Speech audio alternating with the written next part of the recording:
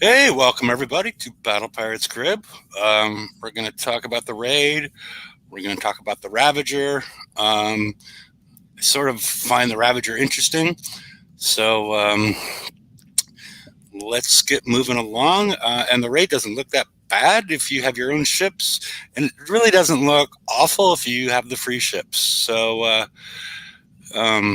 probably not going to want to do the X target, but let's go. Magic Mike.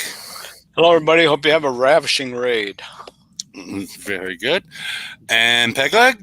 Greetings, everyone. And the Saint. Good day, everyone. Good day to you as well. Let's get moving along. Oh, wait a minute. I didn't do my part. Did I? Too worried about me jumping in, and I was going to tell him too, and I said, nope, not going to do it. okay. It looks like you get a pop up, and if you're running out of saw factory mines, so I guess that's a good thing. No, we were still. No, saying- I it Okay. went backwards because I moved. So I guess it's a good thing if you're running out. But unless you're getting hit a lot, you can just, whenever you go on the game, just start another one. Because they build in 3 to 6 hours, depending on which one. So if you're getting hit that often and losing a mine that often, bless you. So, updated weapon stat blocks to display max stats and DOT interval for weapons with damage over time. Great, that's good news. Yes, it's good. It's something that we push for on the show and off the show. So that's it's going to clear things up, and we're going to get into that a little bit more. I'm not going to do the full explanation because it caused me to screw up part of the full explanation because it was so murky before. And then move launcher max stacks and shockwave damage to the special abilities of the weapon stat block for better parity with other weapons with special abilities. I guess. Okay. Does anybody see any sense behind doing that? Or I think it's fine either way, but I don't understand why it creates parity. Okay. I think it's just trying to say it's in the same place as other weapons. That's all. Yeah. Fixed DOT effect, basically. Enemy ships and buildings, I'm assuming mostly NPCs, were not showing the down orange arrow if they were impacted by damage over time. So I guess that's a good guess. Yeah. And was that you, Saint? Did you have something on that? No, sorry. Okay. Oh, good.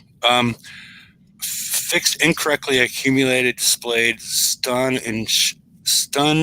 resistance in ship stat blocks. It was being shown additive when it's multiplicative, like evade. I think everybody that watches the show knows how evade works. If you have 50% evade and you add 50%, you're not getting to 100%. You are taking the difference between your 50%, which you already had, and 100%, and then taking 50% of that. So as opposed to adding 50 to 50 to come up with 100. So you would, as opposed to being at 100, you're at 75. There was a point in time not too long ago that evade was multiplicative some places and additive other places depending on the source.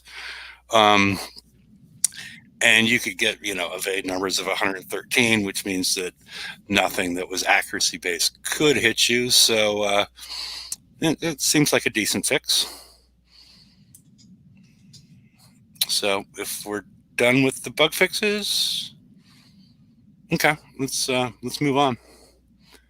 And I like how we got all these bug fixes. Like before, they didn't take credit for some of the things they were doing that we saw were happening, but they didn't say it. So I really appreciate the fact that they're all out there now.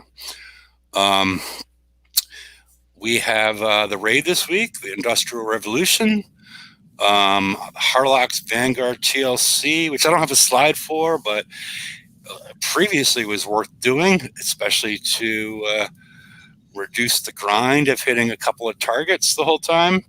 And the point payouts were decent. Maybe we'll get into that a little bit later because it involves Ronins, Reclaimers, and I forget the third one. But it's a decent amount of points. It's actually enough points, more than enough points to get the Reclaimer if you can complete that. Did we not do that last month as well? No, Yeah, I think it's every other month, right? Or is it not every month now? I believe they're offering every month. I can go back and look at the notes on Well, our the stuff, only but reason the month that I did it, it seemed in my recall that it was fairly okay to do, and I remember doing them and wishing there was more. So hopefully it's the same thing, and that's a good thing. Yeah. Photo ECMs is the other fleet you need. Okay. Yeah, photons. Right. Okay. So if you have all those in decent shape, it's worth doing. It's a good amount. Like I said, I think it's close to 6 million points, but we'll get into that. I might be able to demo that if you want to laugh later. It's a good. It's for It's 4 or 5 targets per run through. Okay. So. Yeah. Yeah. And KB doesn't that. I think they do it every other time, but we'll And the next week we have VXP weekend, and the new Forsaken mission. We know what the prize is. It's a very good prize.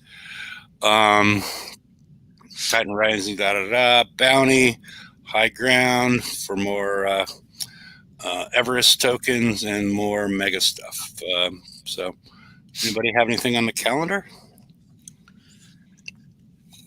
nope. But looking back, I checked last month's briefing post, and it isn't there. So maybe you're right. Maybe it's every other month, and it's when the new hull is coming out that they're offering that Say that might be a catch-up mechanism kind of a deal. catch-up Yeah. thing. Yeah. Or get ahead. Do you think it'd be wise to quickly refit Reclaimer to be refit a Reclaimer to be an evade tank based on last raid's turrets? I think based on last raid's turrets, yes. We talked about this before. I have not hit any of these ones because I did not start for a couple of hours. And the one to take off is, it was Mike's high school nickname, Reactive Rod. So that's the one to remove in place of putting on Guidance Scrambler 3. And the other modification you can make is putting on an EV plate. And so it slightly jumps out ahead because of the increased combat speed and evade. So Well, I've got that exact ship.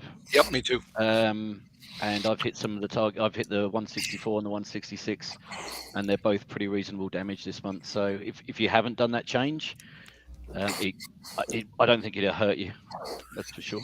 And if you want to do tank it and you're not extraordinarily good with the mouse and the keys, like someone that's speaking, that's it tanks for you, which is pretty good.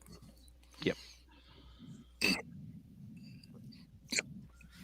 Yeah, because you only need to be a little bit out ahead. And so because you're not avoiding splash in this instance, because sometimes you tank in order to get splash all on one ship, right? This is more an instance, because I haven't done that yet. I mean, I've been tanking it manually. So is it more about making sure that one ship is taking the accuracy-based damage? Well, I think it's partly that, but it's also partly that you've got the higher evade ship out front, avoiding the radioactive ones, so that help. It takes longer to build up a shockwave. Yes. Yep. Yeah. It worked good for me last time, I'll tell you that much, and it was much less stress in terms of trying to do the mouse and the fingers and the getting all that stuff to work together. Yeah. And what I'm finding is the targets are so quick, especially the 164. It's done in a minute and a half. it would take a little bit longer to manually tank it. Not huge distance, but you can almost forget about it and just click in the 5 or 6 places you need to go, and that's it. Okay. And last thing, if you find that doesn't work for you, it's real easy to change that plate back. Yeah, well, and put reactive rod back on. Yeah. Yes. Well, if you're not manually tanking, It's just one token, right? Or probably. yeah, less than one token. Yeah. No overnighter. Okay, let's move on. That's me. Yep. I'll catch up. All right. Let's go through it again. In pillage, we got the on the right hand side, we got the limited engine, the Reforged Power Core. It's listed as one of the top prizes. If you already have 5 that you got in pillage, probably do not need to get more in the raid. They're available there as well. They have in pillage, you were able to get 10 bloodletter scatterguns. 10 more available in the raid. I would recommend still getting them until you get to at least 40 at the bottom end. And in the raid, we're going to have the Ravager, the Tier 10 Assault Hull, the non-limited Spleen Blaster Scattergun, and the Zinth Bolstered Bow, which we're all going to go into all this raid stuff a little bit later, and the Shaft Splitter System. And in your shipyard right now, you can see what the acid diffusion shells already are, and mock up builds and do whatever. And we're going to go through that and look at each one of these. And I'll say I like that they're doing this preview on that, letting people know here's what the thing is going to be, not leaving everyone to guess. Yeah, and I also like the fact that they didn't make it an engine. Because they were doing that for a while, which really screwed people if they wanted to do the VX. You know, people had the tokens or they had the gold, and they wanted to create a reasonable ship and, you know, a reasonable build for VXP weekends so that they could learn more about the targets moving forward without like taking engines on and putting engines back on. I did push for a while, and finally we've no longer see the engine being the Forsaken mission prize, because that didn't make sense. So something that's adding damage, or as we'll see what the acid diffusion shells do, I think it's a much better solution all around. Yep. So okay, let's move on. Oh, okay. All right, Industrial Revolution. Same artwork as last time with the Reclaimer. So looks very industrial. Yeah, well, we haven't got, you know, the art team is fallen down a little bit on us. So because it's the same, besides changing the letters, it's the same as the Reclaimer, and we didn't get a skin for the. We still don't have a skin for the Reclaimer, so. And no badges either, and I guess there's a few people that have their feathers ruffled over that, which amazes me. But I'm more upset about the skin, because I always used one skin to mark a different ship if it was a tank or a countermeasure, if it was somehow a different ship. So that way when I was jostling my ships around in the shipyard, I could pick it out without having to look to the details of the ship. So even if it just turned one white or, you know, a red or whatever, I would find that worthwhile tactically to do. So, okay. Hey, TSM, how are you doing? Hey, Heavy. How are you, mate? Pretty good. Good. How are you finding the raid? First off, I'll say well done, Kicksite. A good raid set, nice targets, nice fleet, bloody boring to look at. Okay. It's dull to look at. Where's the skins? Come on. Well, yes, well, okay. They're the ones without the shirt. Boring. TSM needs some eye candy. I'm all the eye candy. Come on.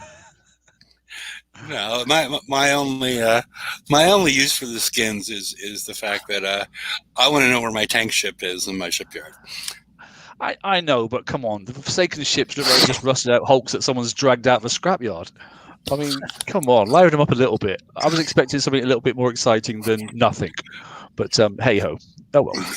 Yeah, but I would assume anybody that can, and it would be a big hit. They could probably, if they made one of them just hot pink, people are gonna buy the shit out of that, right?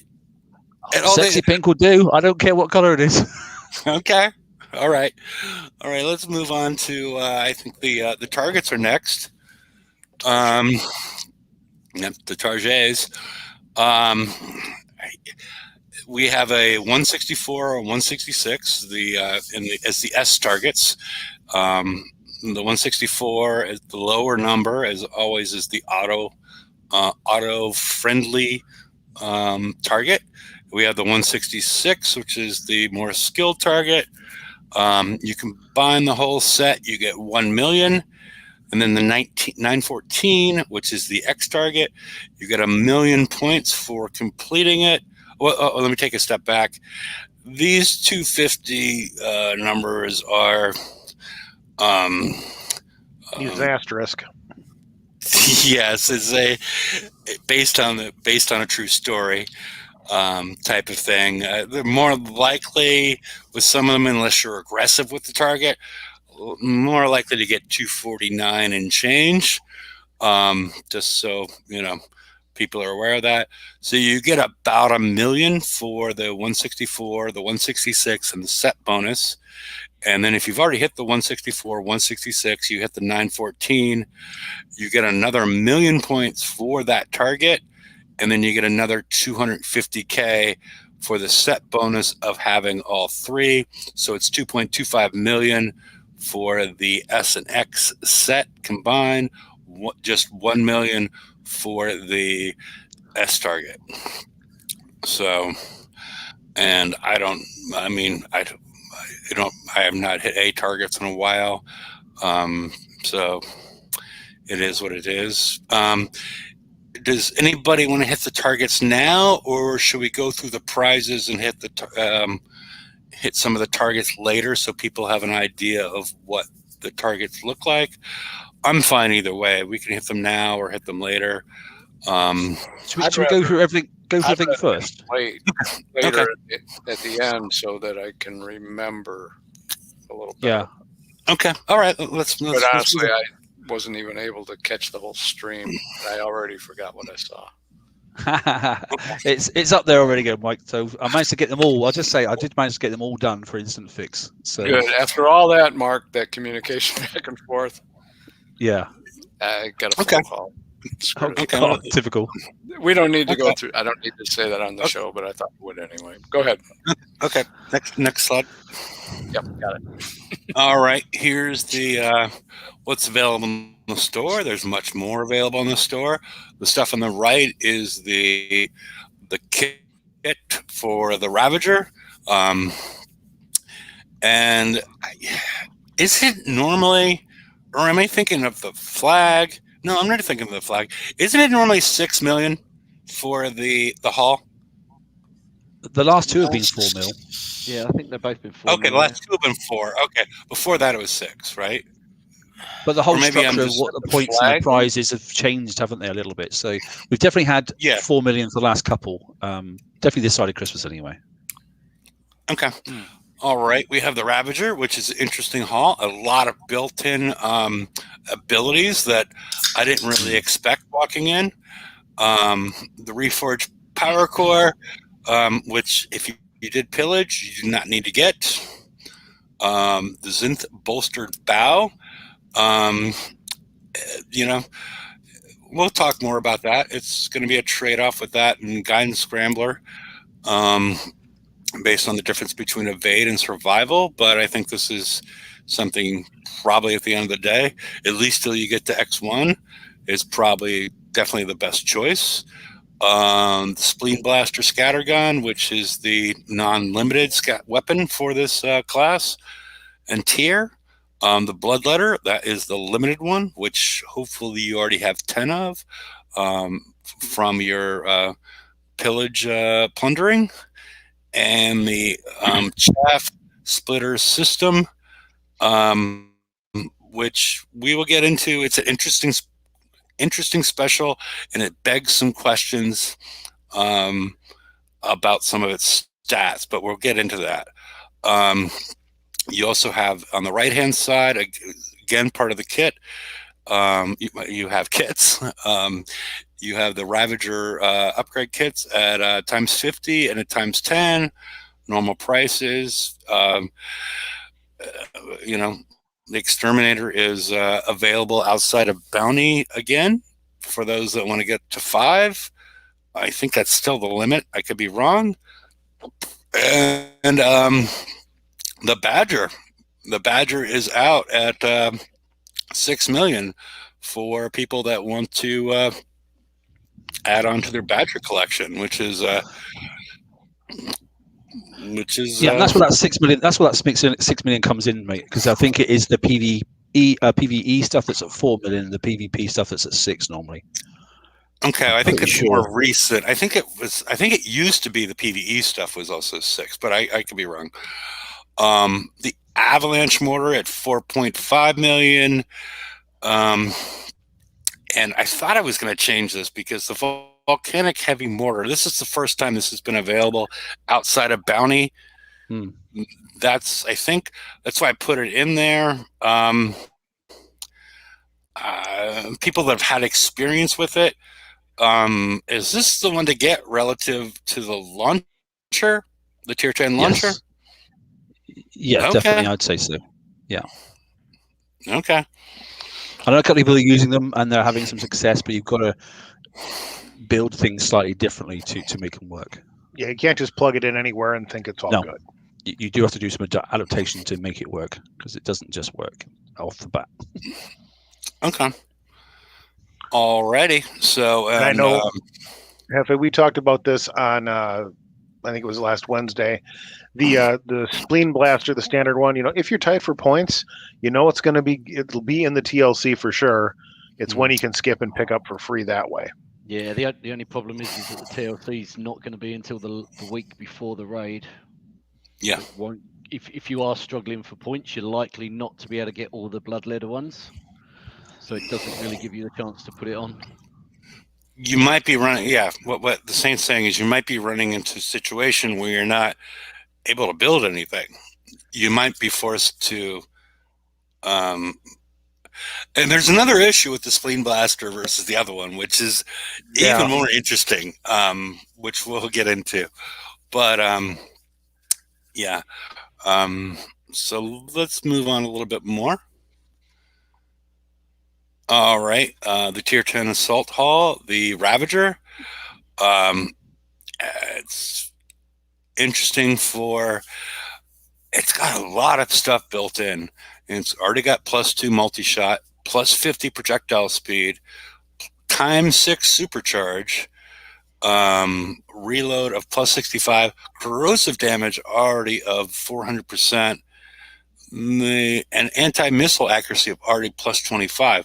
That's something, this seems like something that would be, just in the attack, seems like something that would be on a flag, not a normal ship. It seems not what we're used to as far as what's built into a hull, which is good. I think it's good from the kickside perspective because it allows them to be more conservative with the specials and making, even though some of the specials are quite good, but it prevents them from having to throw out huge numbers on the specials because it's already built into the hull. So it helps to future-proof for a little bit for Tier 10.5, if that makes sense.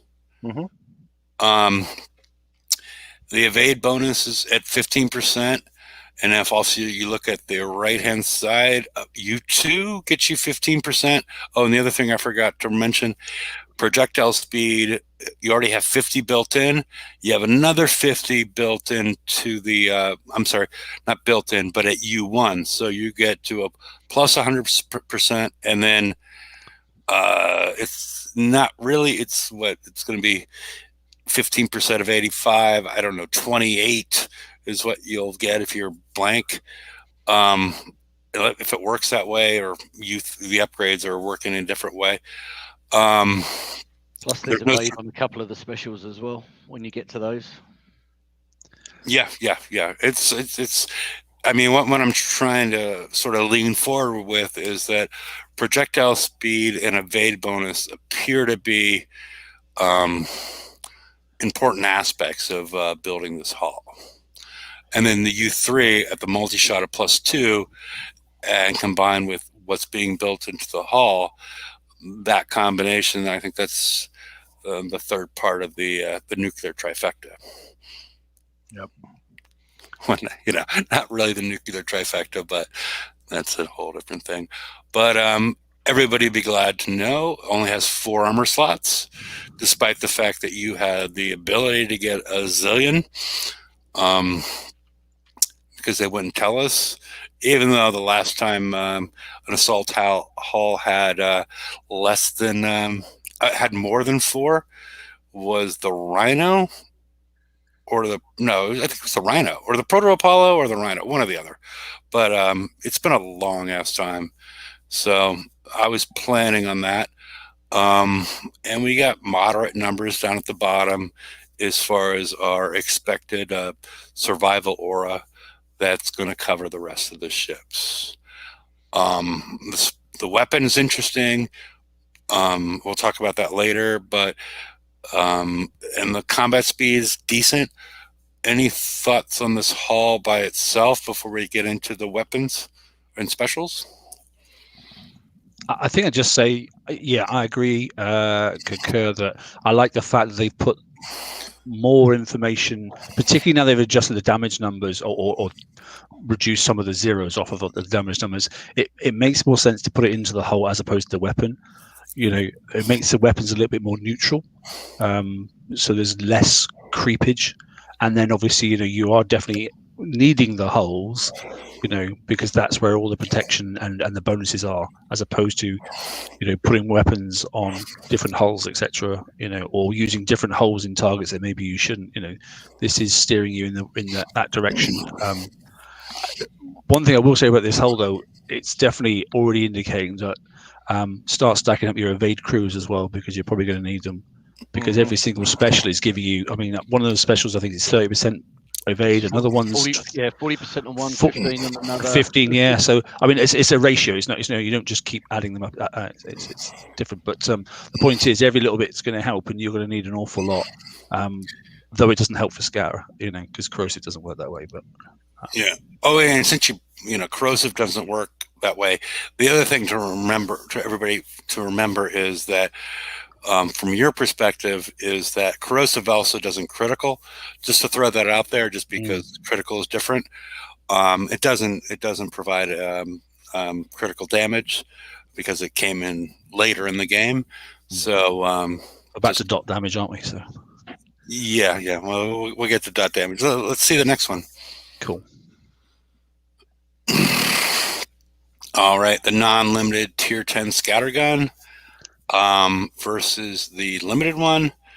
We went through a lengthy explanation on Wednesday, and they saw the parts that I got wrong, and so they changed the special abilities stat block.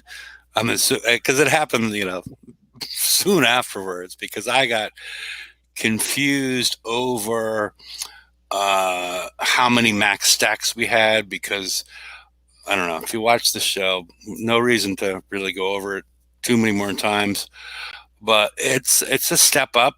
I guess I should do a brief explanation of the terms again. DOT total damage. I'm going to read from the blood letter, because that's the one I've been focusing on, because that's the one that I plan to use. Every stack, which is a probably should have put these in different order, but every stack is a combination of every projectile and supercharge that hits the target. So right now, if you take a look at this, at the blood letter, you have a multi-shot of 4, and a tease I have, that's what I'm saying. I should have done it in a different order. Your supercharge is going to get to 12, and your multi-shot is either going to get to 9 or 10.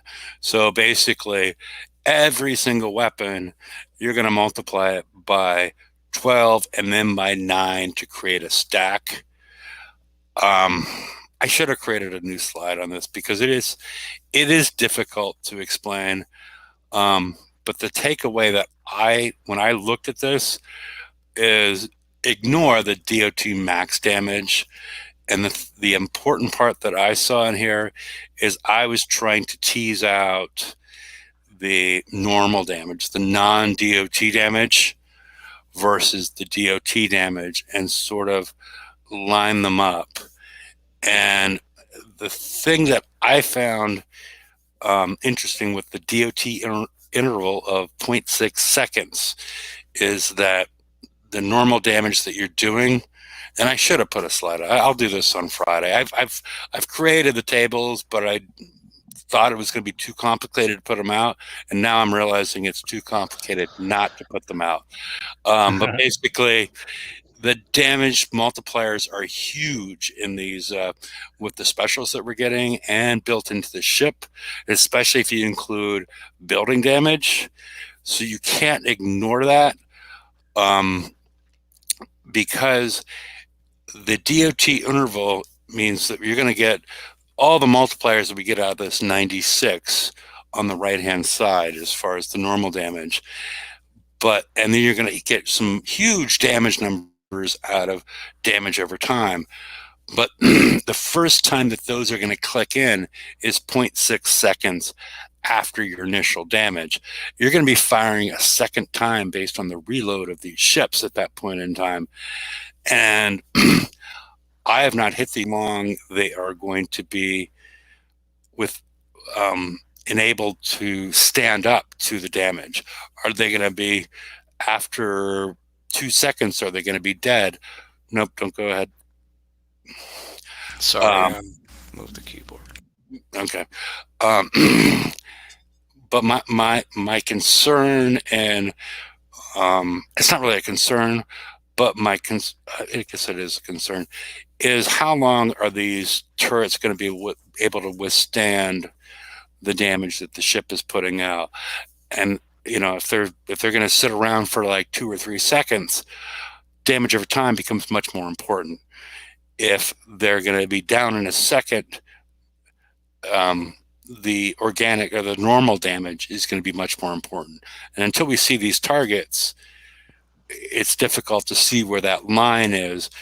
And it's not something that you really need to highly prioritize one way or another, because most of the options available to you as far as builds are like 20% one way, 30% the other way.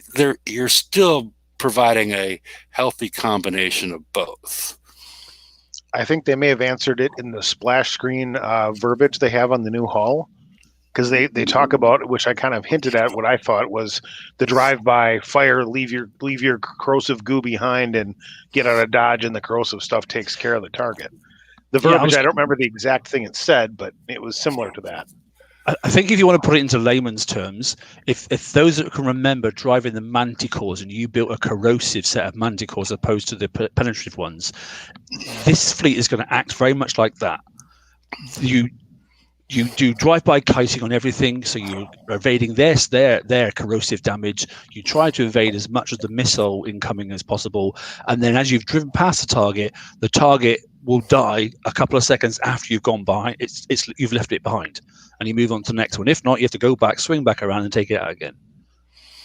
That's, I believe, the way it's going to be, and I haven't seen this since Manticores, which is going back to Tier 7 kit. Which is quite a long time ago.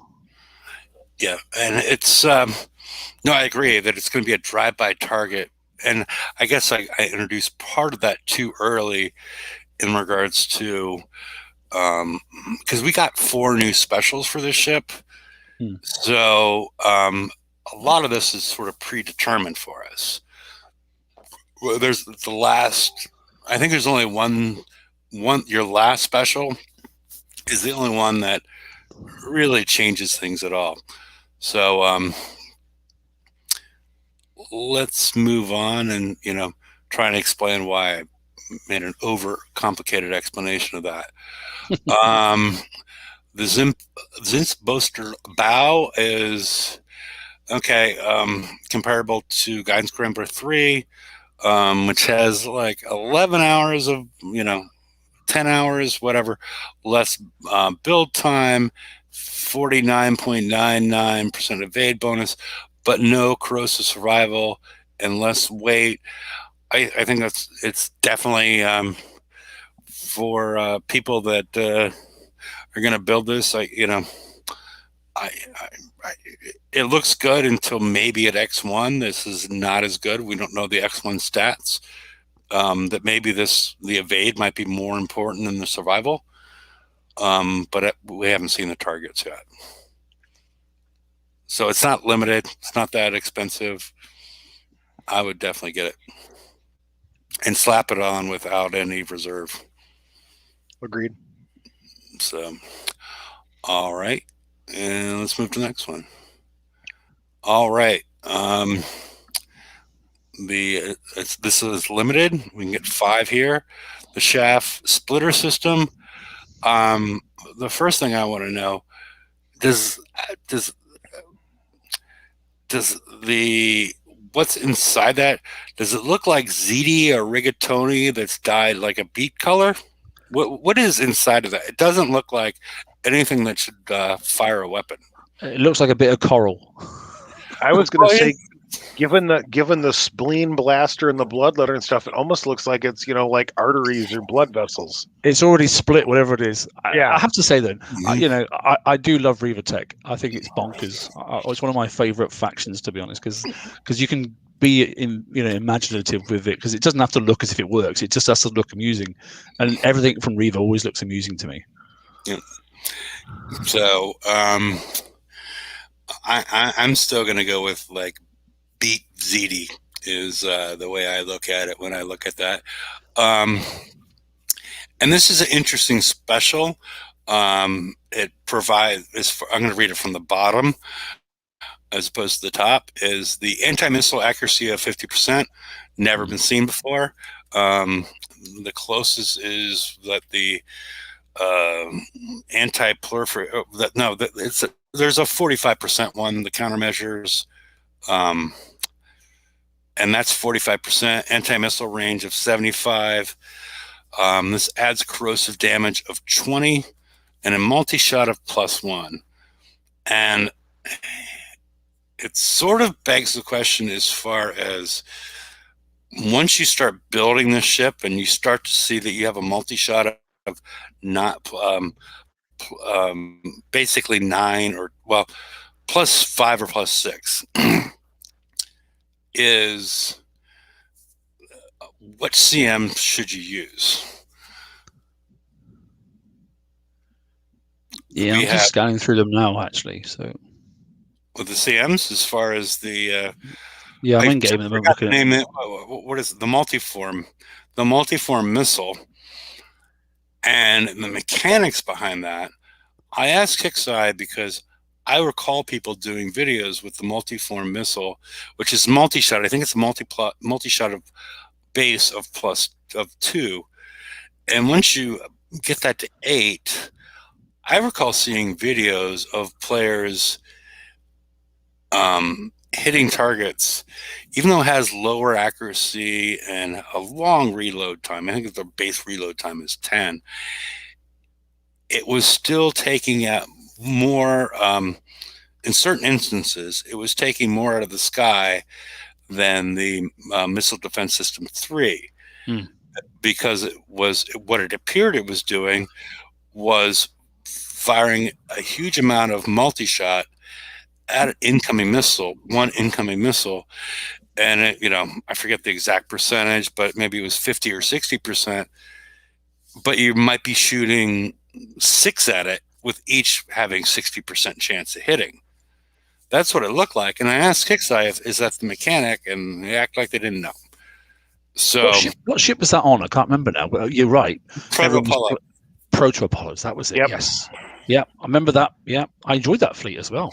But yes, that was definitely the way to go.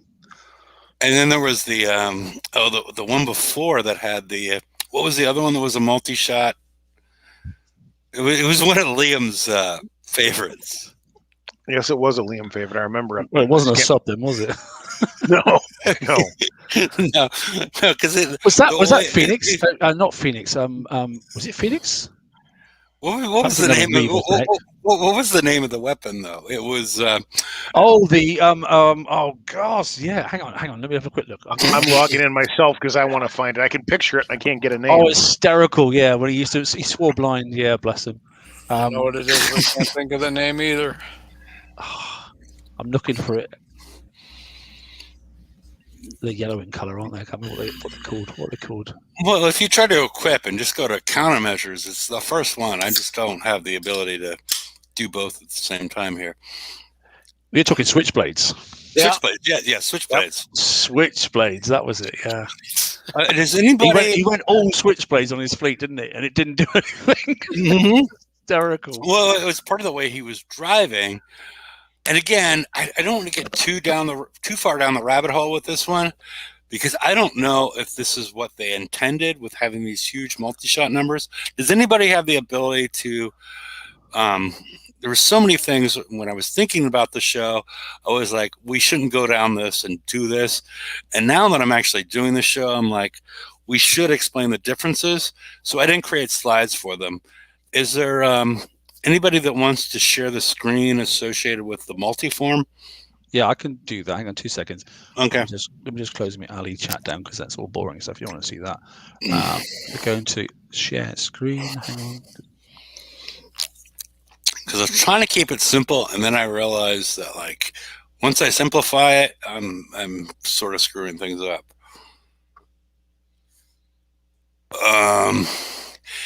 Yeah. Oh, okay. Maybe the next garrison will be corrosive then. No, I thought about that. As far as this can be a garrison hall as well. But if you think about putting all your MDS-3s on a single ship with your Everest and increasing your anti-missile accuracy for one ship, it might be helpful. I don't know. But that what did run through my mind. Okay. Right, so you should be able to see that now, and that's multiform there, if it's zoomed in enough. Okay, so it has a range of 15 to 30. It has a reload time of 10, a multi-shot of 2. So if you have +5 or +6, it's sort of convoluted as far as like, we don't really know the mechanics that well, because I never used my proto Apollos. And I never put the switchblades on, so I'm not very familiar. I've only, have knowledge of this of watching videos as far as how this mechanic works. But again, the way the mechanic looked to me watching these videos was, you get that multi-shot up, that the accuracy, what is it? Is that 60? It's hard for her. Yeah, it's 60%. Yeah. Okay, yeah. If it's 60%. At that point, so if you got your multi-shot probably at that point up to +4, that it would fire, again, I'm not sure of this, I'm still trying to work this out, is you would fire 4 multi-shots at a single incoming projectile with a 60% chance to hitting.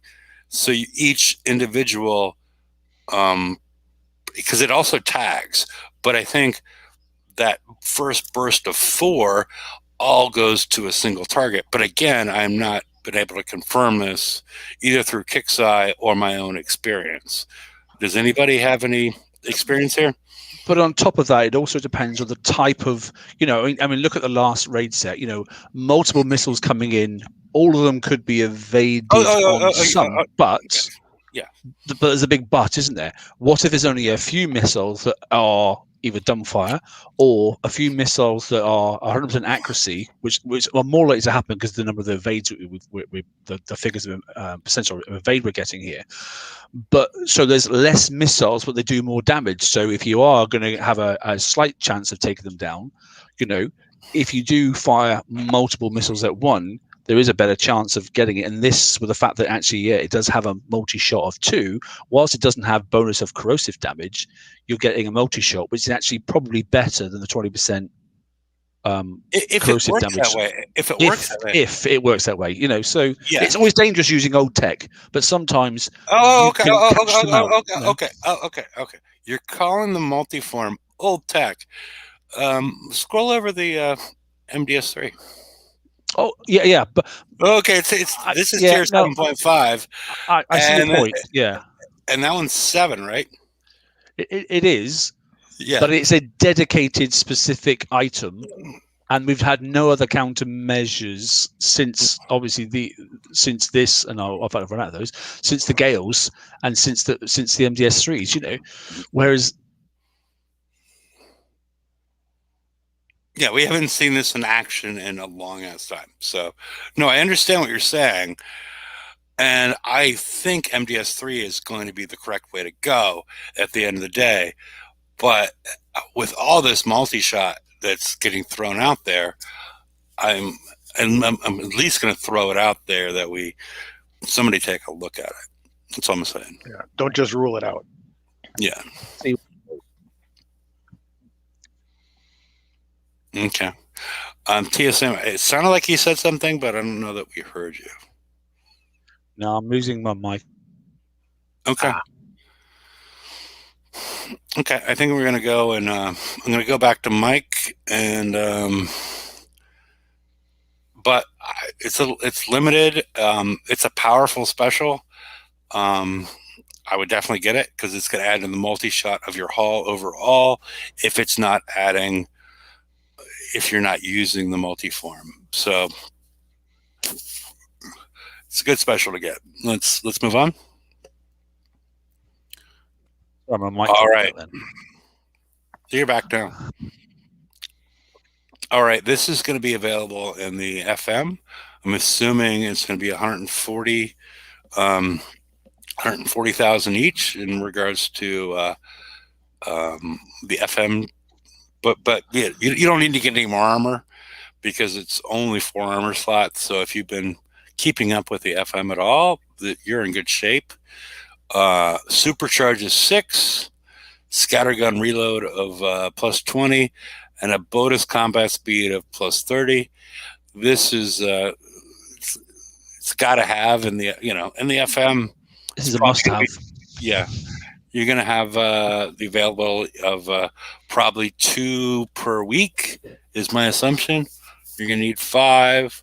I think the next FM is going to be a 3-week cycle, so you need to get it both of them the first 2 weeks, and then the 3rd week you only need to get 1 to equip your ships. But this is this is very important as far as it's and again I failed you all as far as not creating another, I didn't want to confuse things, but I realized it was a big mistake as far as this plus 6 supercharge is huge. And the bonus combat speed is probably also a big thing in these targets because that is a huge jump. So scatter reloads icing on the cake. Yeah. It's because once you add all these things together, it is it appears to be a very powerful ship, and they're going to have a very powerful target to combat it. I suppose you're going back to your armor statement there. So if you've managed to collect all the armors going through the various FMs, you should be at 16 of each, which does give you that nice position to decide to whether you want to go 2 and 2, 3 and 1. You can't quite go to 4, but it will depend on how you decide to do the raid or how the raid decides to make us play. Because, if you are planning on drive-by shooting a lot and we can't really evade much of, knock down many of the missiles, and you might want to go heavy on missile armor and less on corrosive, because if you can let all that stuff dumbfire behind you, then fantastic. But we haven't seen the targets yet. We won't see anything till VXP weekend, so hopefully we'll get a hint then. that should help. But at least if you have collected all those armors, I was just thinking it does give you some flex. So don't feel bad that you've collected too many, because it is always nice to have a bit of a buff to give you options. So yeah, that's true. So, but definitely these are a very important special. It's, you know, the fact that they got relegated at the FM is because, you know, me and I think a lot of other people were pushing to stop having the engines there, because it did not help as far as people that wanted to spec out the target in BXP weekend without having to put multiple refits of engines on their ships to come out with an optimal thing. So just adding this additional damage at the end is, I think it's a good thing. So yeah, agreed. So let's take a look. So we've got 4 already. We have 4 specials. This is the 4th special that either come out through either Pillage or the Raid or the FM. This is a future prize. So we have 6 specials on the ship, and let's see what the options are for the 5th and 6th special, which means, there we go. I think the no-brainer is the high volatility cartridges as far as the 5th special. You've added 55% corrosive damage, 80% building and wall damage, which multiply in a very nice way. And projectile speed not only helps with damage to target as far as, you know, how quickly you transfer the damage from your ship to the target, but also helps with the countermeasures as far as how effective they're going to be. Yeah, really important that is as well. Yeah. And then there's the last special, the 6th special, at least in my mind. We have the Twin Fang Feeder, which sounds like a song, right? I'm not sure from where, and then we have the Scatter System 2, which definitely does not sound like a song. These are both limited specials, and I would consider well above the Roaring Barrel system, unless somebody wants to argue it. But the multi-shot of +2 versus multi-shot of +3 is a big difference. The projectile speed of +40 is also a big difference. And then we both have scattergun reload of +50, and then corrosive damage of +88 +45, bonus combat speed of +10. What this does, the Twin Fang Feeder does, it seems like they put that out there so just to hear us say it, but the Twin Fang Feeder has a tongue twister. Yeah, it just sounds ridiculous, but is going to create a situation where you have higher normal damage versus DOT damage, and then the Scatter System 2 is going to create a situation where you have higher damage over time, and that's the sort of split there.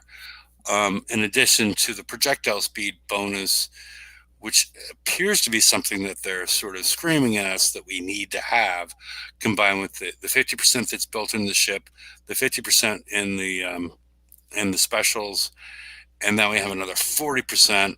So I'm not sure if this deals with, and the other thing it could deal with is, as far as this is assault, so we do have moving ships, as far as being able to maximize your damage associated with them. It is, I mean, I like the decision, and you cannot combine the 2 of these because of the difference in combat speed. But it is interesting to see where the multi-shot of +2 versus the multi-shot of +3 are really going to play into this whole thing. And, and then, they could really screw us and put a heavy weapon on that deals with multi-shot. Does I anybody- suppose at X1 that would be a potential. I don't really think that's very likely, but No, but and like I said earlier on, the difference between the raw damage and the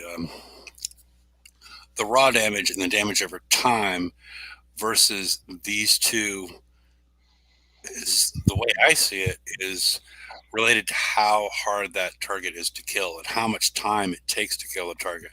Are you killing it, 70% with the normal raw damage, or are you killing it 70% with damage over time, or are you coming in, hitting the target, running away, and maybe that combination of additional multi-shot, which is contributing to greater damage over time, and bonus combat speed are allowing you to get in and out of the arc of fire of the target that you're shooting at. And then on the other side is the projectile speed, how that impacts countermeasures. I don't know. I throw my hands up as far as which one is a better one at this point in time, personally. But, anybody else have any thoughts on these? You looked at. I'm just thinking of people that don't have these specials. That's all. There are some other options, aren't there? Well, that's why I put the Roaring Barrel out there on the right, because the Roaring Barrel is non-limited. It's unlimited, or it's an unlimited special. The Roaring Barrel. Yeah, I'm looking at Scattergun System 2 as well, which is a tier 8, so it's in between, which is giving you the 3 + 6 scattergun reload of 50%, corrosive damage 45, and combat speed 10%. So slightly in between there as well. So there is a third option, but you're right. You've got a max and min, so that's bang on. So that takes you right back. Roaring Barrel was, what ship was that? I'm trying to think off the top of my head now. it's the blue-shaped one, I think. Yeah, I think you're probably right. Yeah, I think it is. Yeah. I can't remember what it was called, but yes, it was a blue-shaped. The Blue Turtle or something. The Nemesis? No. No, not that old. But yeah, I know what you mean. It was a funny thing. But yeah, the Twin Fang is probably the way I think I would. Yeah, well, yeah, it's interesting. Yes, I'm leaning Twin Fang, because personally, because of the the projectile speed is what's causing me to lean that way. the anti-missile is everything in this target, I think, to be honest. I think the anti-missile and projectile speed, which we normally get from obviously using other ballistic specials, we don't need to worry about this time. So we're getting a double bonus here. We're getting the projectile speed and we're getting scattergun reloads, etc. So it's definitely the way ahead. Yeah. It was the Pride mark. Pride, was it that far back? Wow. The Pride hull, I think, is the one we're thinking of. It was that blue turtleish shape. That was it. Yeah, Pride's good. So Lord. Conqueror. Yep. Okay. That's going back a long way, isn't it? Those were tier 6. Yeah. Had a good ship at the time for 10 minutes. Except for the people that chose to run them stacked. That was always amusing. But yeah. So, hang on a moment. Interestingly, so I've just built that ship. It's overweight. Put it on diet. Well, did you put counters on it? I could put one on. Okay. Well, we don't know how many counters it needs. No, that's true. And which? So yeah, you can get away. No, you're fine if you put one MDS3 on it. Hang on, let me just flip around. I was trying to go one full power. Messing around as we always do, trying to go one full power and one. So yeah, you can go multi-form. You can go one countermeasure because all the nice thing is with this set of stats as opposed to the fleet we've just been using, you don't have to mess around with different specials just to make your countermeasures work better. So that's in a much better way of doing this. So you can literally just drop off a weapon. You haven't got to go and get one of those extra special weapons as well, and then you can probably just put one countermeasure per ship. You know, and it won't have any impact. You don't have to wait unless we see the flag comes with some particular countermeasure buff to it, or it becomes a countermeasure ship only. Sometimes, I mean, but that seems to be the older way. They don't seem to be doing that anymore, do they? To be honest, but they used to in the old days. It used to be a particularly that we drag a ship out the front and make it countermeasure only as a flag, but that doesn't seem to be the way anymore. That seems to have gone by the by. But yeah, interesting. So yeah, you can get everything. I mean, I've just literally knocked that up as a quick bit in the design mode on the ship builder there, and it comes out it's the same build as time as ever. 15. I mean, obviously you'll knock out the 5 days and 12 hours for building the hull, and then another 10 days for everything on to finish it all off, sort of stuff, you know. So not horrendous. 15 days again. It seems on par with most things. It's got a phenomenal amount of firepower once it's all on, I must admit. Oh yeah. I mean, it's, you know, but the targets are tuned for it, so it is. Yes. Yeah. Do you want to start getting ready to show off some of the targets? And unless Mike wants to. I mean, I don't know. Don't mind. Well, you have more experience than Mike does. Depends on if you want to laugh or not. Yeah. And how do damage specials affect the? It is the highlight part of the show when Mike does it, I have to say.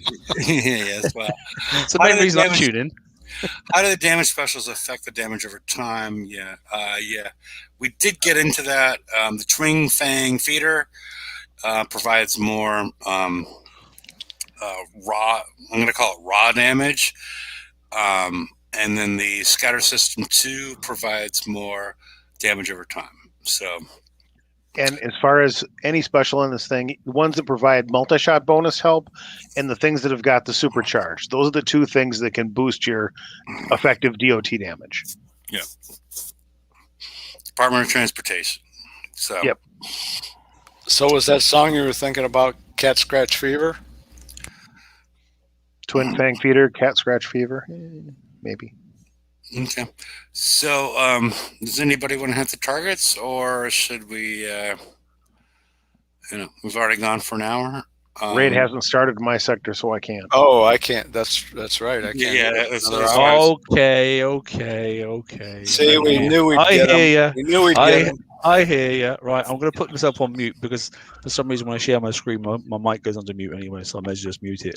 So I'll do it, but it'll be in silence. You can. Okay, I'm going to leave Mike alone to talk about what he's doing wrong. Yeah, that's a good idea.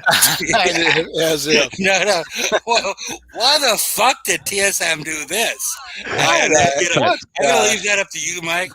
I'll be the critic, of course. Yeah. That'll be perfect. Right, hang on then. Yeah. Are those ships or clown cars? What's going on here? Are those ships or never mind. Is he steering with his toes? I have no idea. But yeah, because I need to get a beer and it's been an hour, so I need to go to the bathroom. I need to get some Tesla ships, and they can drive themselves. All right, you're in charge, Mike. Oh, great! I'll be back in a minute. So, did you hear the one about? Never mind. All right. Okay. Now, see, Derpy can do this stuff. I can't do this kind of stuff, and Derpy's not there, so. Well, he was running a stream as well. There you go. Okay, and also my screen is so small I can't even see the numbers on the screen, but that's beside the point. That's better, thank you, sir. Looks like he's looking for a 164. There we go. Okay, got a 164. So that's the auto-friendly target. So certainly it's going to enter at the same point every time. So I guess you don't have to worry about which way you hit it from. Yep. And then it looks like he's grouping them all up there at 1 o'clock, which is where they enter. I know when he did his live stream, he did some on auto. I think he probably did auto and drove it both to compare. I didn't unfortunately get to catch it all, but. Yeah. Okay, so it's going to take out that little section on the left and then start up the Heal up the turret, let it do its thing, I suppose. Yeah, let the turret take out that one. I did it in like one volley too. Boom.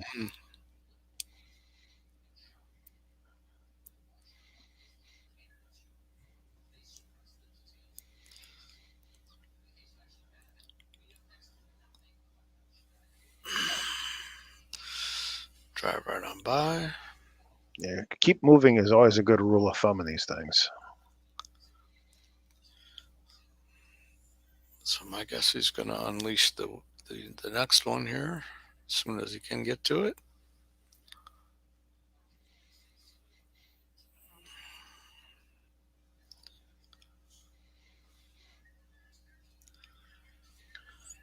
Notice his fleet is all moving as one stacked, so he must not have that evade build that folks were talking about earlier. Yeah, I wonder how that's going to work, because this looks like it's pretty good, actually. He's probably going to be water repair easily.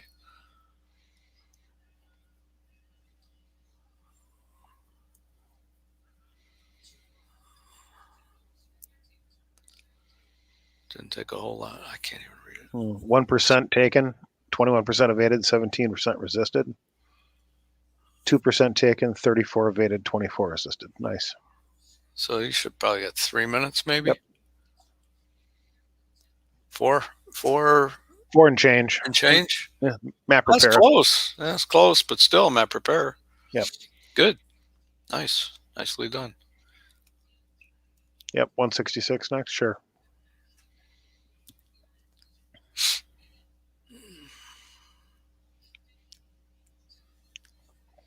Entering from 6.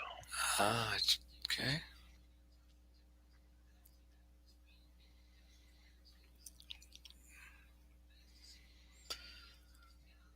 So I did catch the point where this was a similar looking target to last month, only with some additions, especially talking about that left-hand side. Yes. Okay, so you're going to free this up. Oh, you're not going to repair it. No. That if I recall, did not work the one time but he didn't get sucked into repairing it, because it apparently isn't worth trying to repair it. It kills its thing in time, so that's probably a point trap or a damage trap. I agree with you, Kat. Yeah, the waypoints, I used them a lot in the last generation of this targets. So how's he doing, Mike? He's doing pretty darn good, actually. We did first one with 4 minutes and change. Almost, it was map repair. Very nice. This one here looks very similar to last one's target, with a little bit of geographical difference. What he just showed there on the right side. Otherwise, this portion right here looks like a carbon copy. Yeah, this portion. Well, then they don't have to recreate as much, and they don't invest as much development time and so forth into it. Now he's going to go up and get that one that's up there around 11 o'clock started. Which I think last time you went under it instead of over it, so to speak.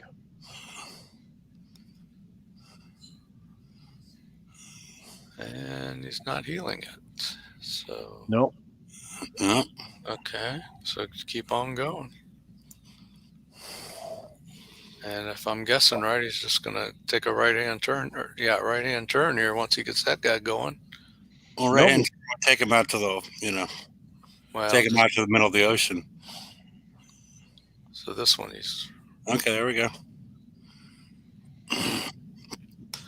I see. Come around and get him from behind.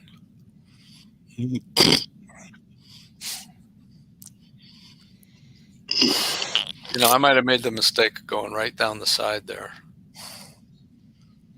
Engaging too much at once is my guess. Yeah, he would have done that. Probably. Because now he's just going to be able to rip right up there. See, this is one of the advantage. Whoa.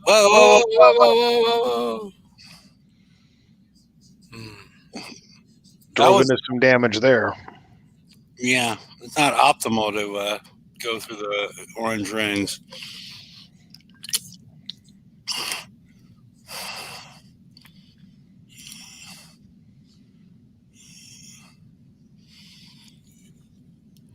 You know, sometimes 30 seconds on the map can cost you, 20 minutes in the dock. It's about what it looks like too. 20, 25.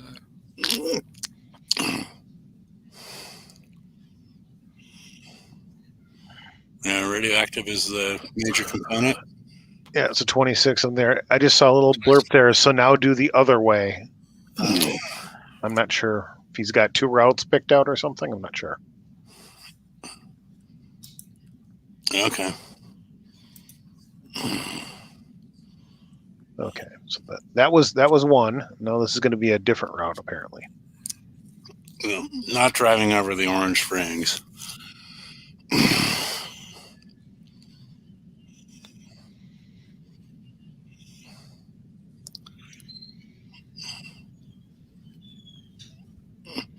I don't know. I haven't hit this target yet, but when I hit it, I want to hit it from 9 o'clock. 8:30 is the way I see it after watching these targets. Yeah, it looks like this is the right first. Oh, Okay, so we're going to slip in this way. ah.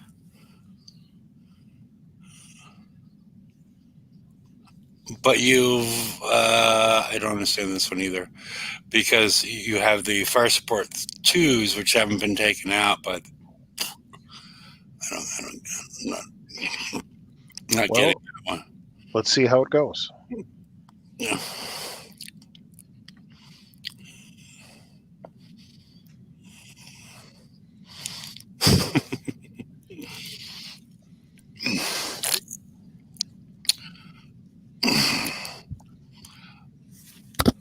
It is interesting because it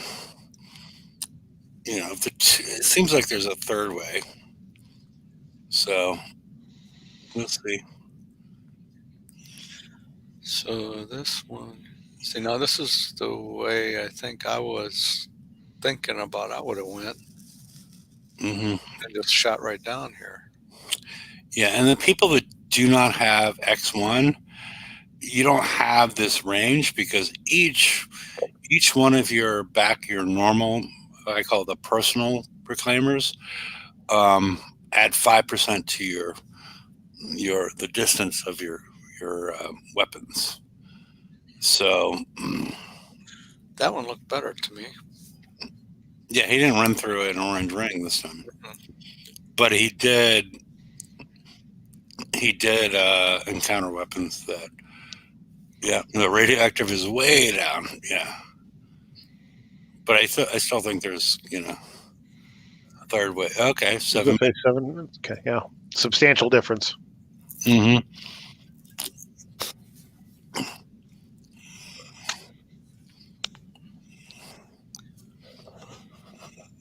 So now he's going to do the 9.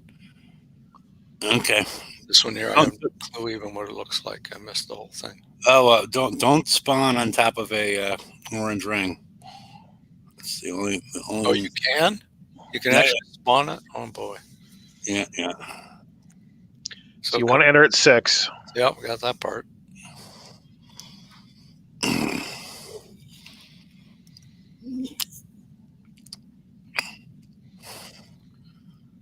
Yeah, there's certain angles you can spawn in the middle of those rings, and when you before you hit proceed, before you move ahead, they don't show up until you click the button. So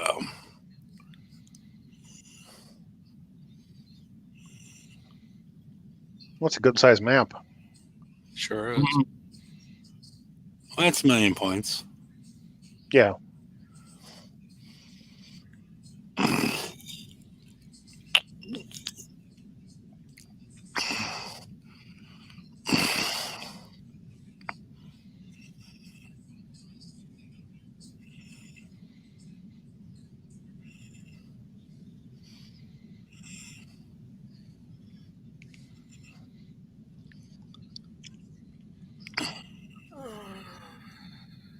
Can't.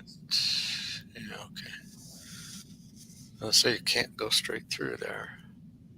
Mm-mm. And that's the issue as far as it takes a long time to hit this target from what I've seen. because you're forced to, once you've done a lot of this stuff, you're forced to go through these. If you take a look at this target from the long view, there's really long walls that prevent you from going one direction to another. You know, especially this middle one. We only see the south western end, but it's long. Right. And in the meantime, you got to spend a lot of time unlocking paths where you can go. Yeah. Because there doesn't seem to be a path to do it otherwise. Uh-oh. We locked up. There it goes.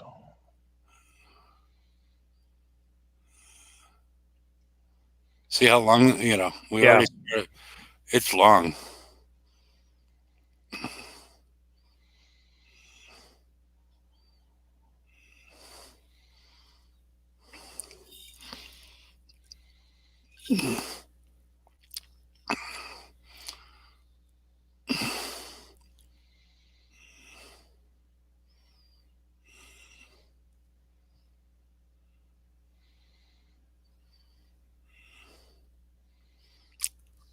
But again, if you're not X1, some of these, the way he's hitting some of these targets or these, turrets is difficult. Yeah, you don't have much room to squeeze in there and get that off without taking damage in an orange ring or whatever. Yeah. So, if you don't have just saying, if you don't have the fleets at that level, you might need to take a different path.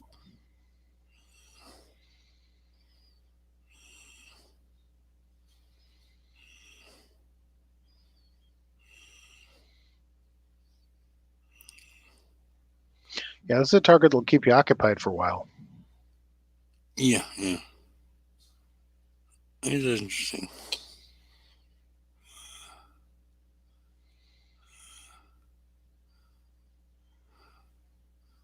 So after he's done with this one, maybe we can get him to auto it. I don't think that will work out terribly well. I don't think so either. Well, he's well over halfway through it, at least according to the meter. Yeah. No, I expect him, if done properly, he can do it for like 20 minutes. 22, 25, somewhere, instant repair on the base. For a cool million and with the kicker bonus on it. Yeah.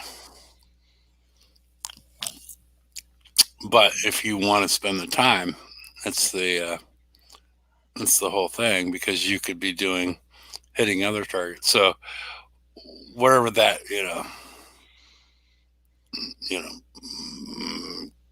creates a happy medium for whoever's hitting the target.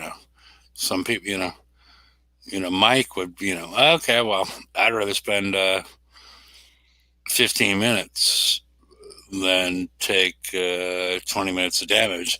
And some people were like, okay, I'd rather take 5 minutes and take an hour of damage. Right, Mike? Yeah, to a degree. Yeah.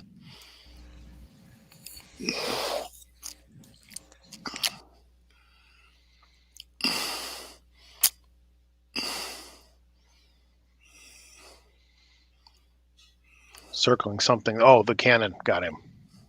That's what it was.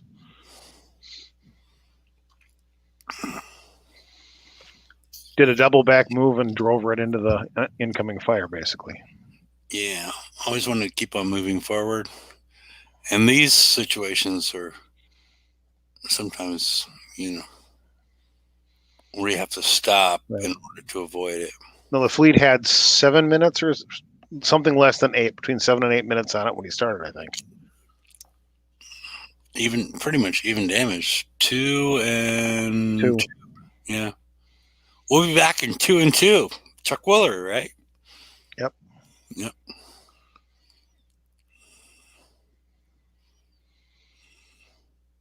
19 something. So 11, 12 minutes, something like that. Yeah, so still instant repair on the base.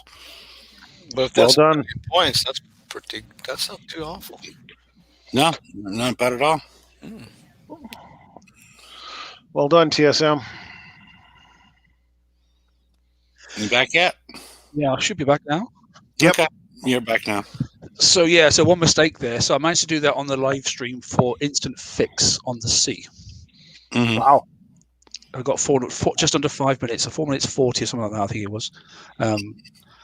So that was one. It's just a long target, but then again, it's 1.25 million. I mean, once you got to your raid points, and I think the nice thing about that is you can wait, exit, go back in, and do a couple of sections. If you, and whilst yes, I'm using a full fleet, I actually found better to do the 164 with 3 ships only, and use 4 ships in the 166. And you can get away with 4 ships then also in that one as well. If they're at X1, if you, I use the free fleet from Kixeye, which I had the flagship. I managed to get to X2, to U2, and I managed to get one of the other normal ships to U2. Everything else was U1, and I had to use 4 ships, and I got through all the targets for I think it's about 45 minutes damage to do the lot.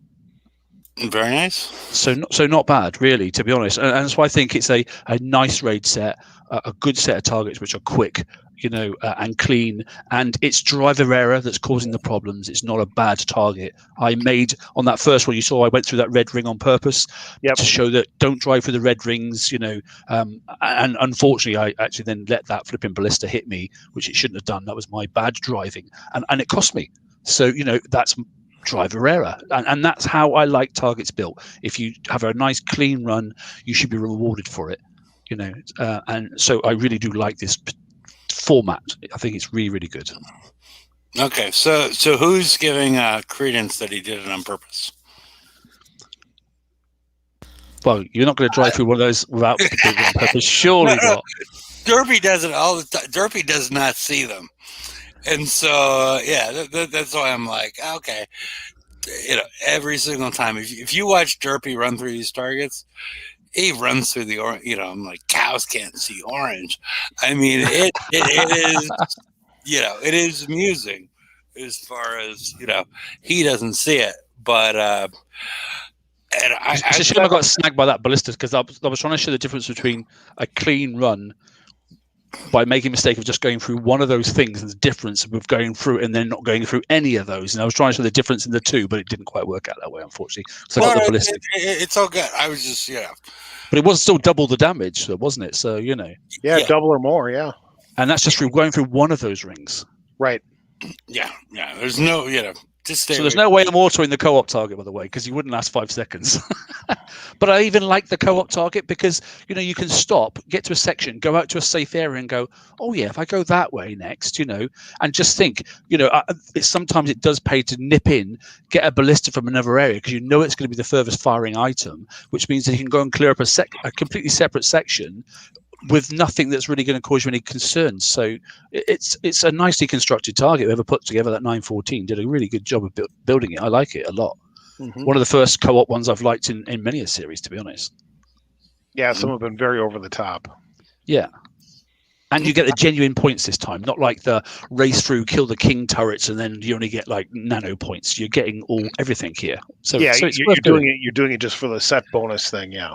This is a driver's raid, and I like that. Yep. No, all the targets. I don't get to see the targets for another 30 minutes, but I like all the ones I've seen so far. So, really chuffed. And that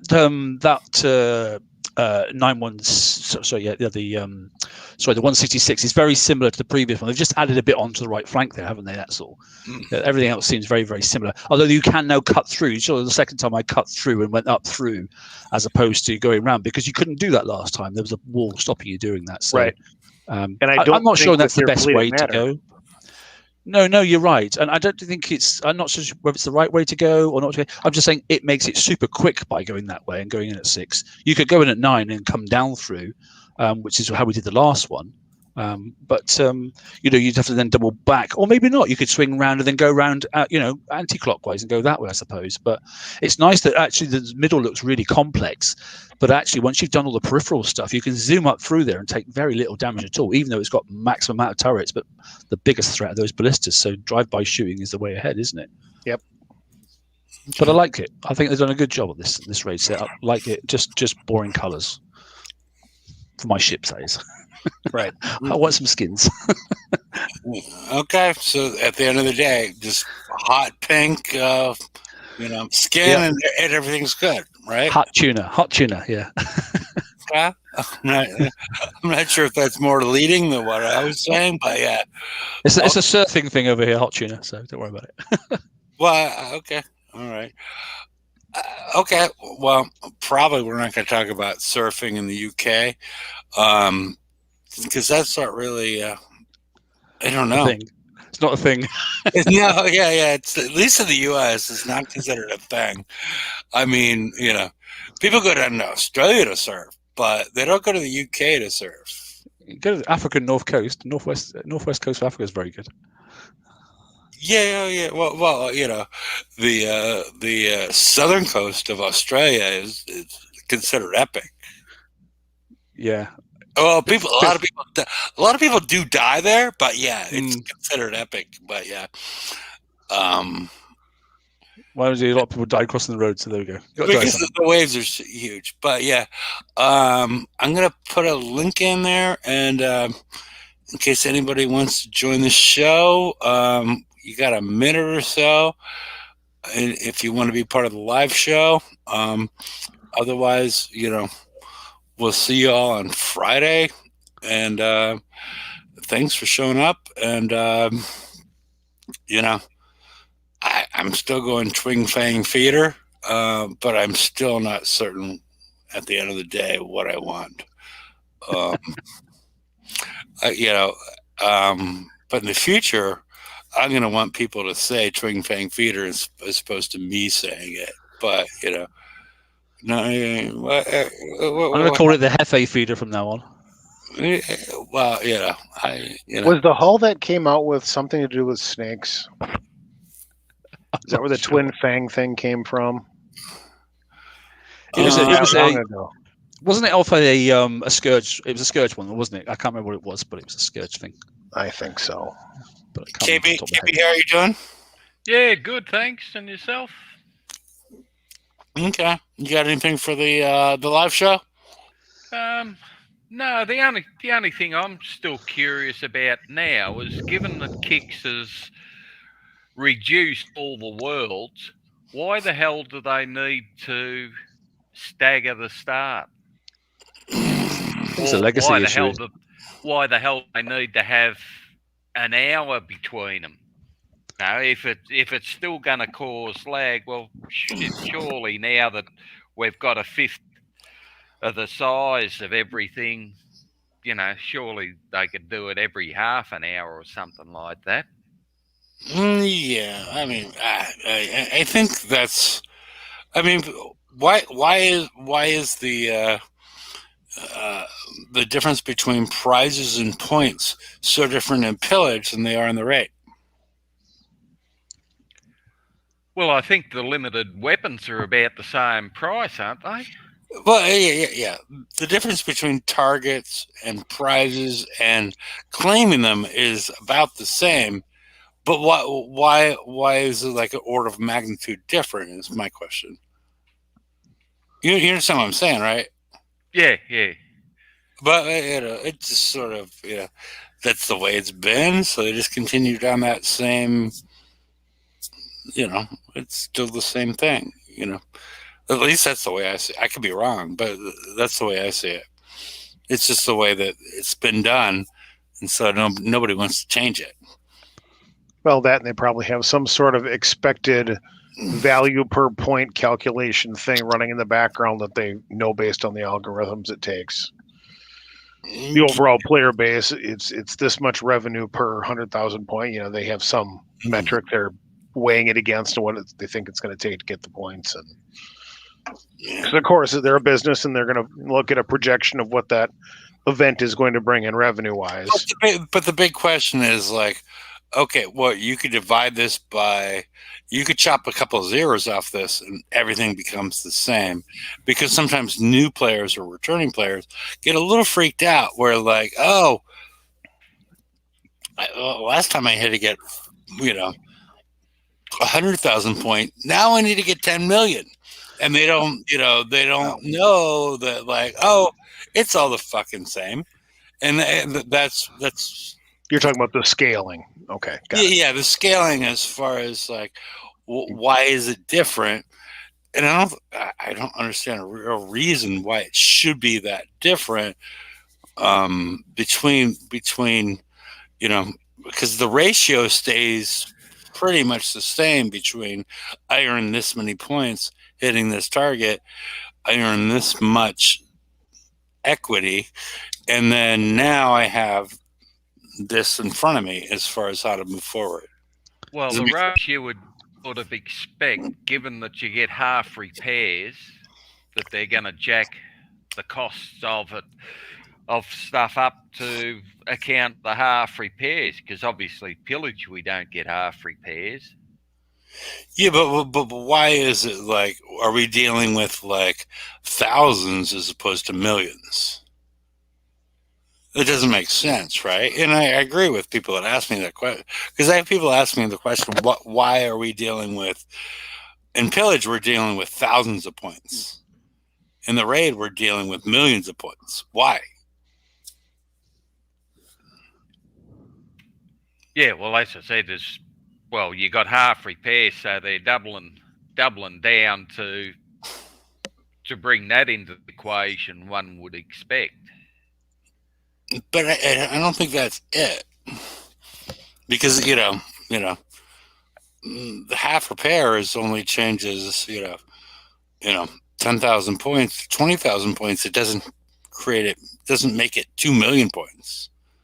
Hefe, just a quick one. Going back to the hull and the build, probably people will want the evade crew. The combat speed is 96. The turn speed is 55. Yeah. So ideal for drive-by shooting, but obviously you need a wide arc turn at the end. It'll be a slow turn. So with the 150%, obviously turn speed with the evade crew, that will bring things back in line. So people want to start stacking them up probably for next month. I would. Okay. Alrighty. Well, we've been going for longer than I thought we would. We'll be going for an hour and a half. And thanks everybody for showing up. And I see a lot, 10, 15 people dropped off in the last couple minutes. So we went past our time. But we'll be back on Friday, and I don't know. I'm trying to figure out how much more I want to explain as far as like what is going on as far as how to combine all this stuff. But, I want to thank everybody for showing up, both in chat and in the panel. And we'll see you all on Friday. And thank you, everybody. Good night, everyone. It is. All right.